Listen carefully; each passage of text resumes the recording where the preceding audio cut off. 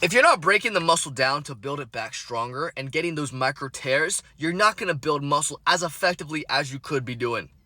Is what I would say if I didn't know a thing about building muscle. Because listen, when it comes down to stimulating myofibular hypertrophy, we need two things: motor unit recruitment and mechanical tension. Now, I've explained this before on my channel. You can go look at my pinned video.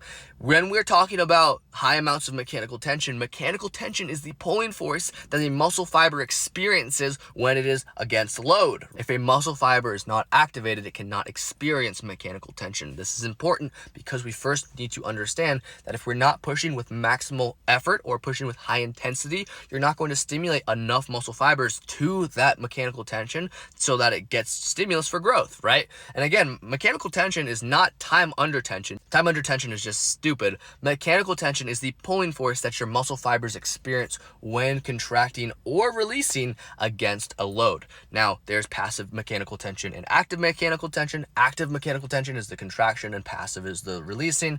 You're 2 times as strong in the release as you are in the contraction. So we're really focusing on that contraction, right? That's where we get the most signaling for muscle growth or myofibular hypertrophy.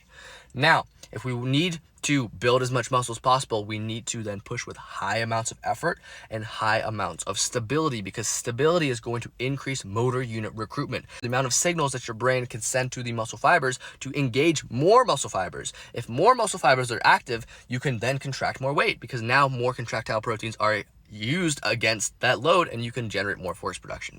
So what I'm trying to say is, if you're not stimulating myofibular hypertrophy by training with intensity close to failure with good technique, you're not going to be getting the maximal growth that you could be getting from training with, resistance training.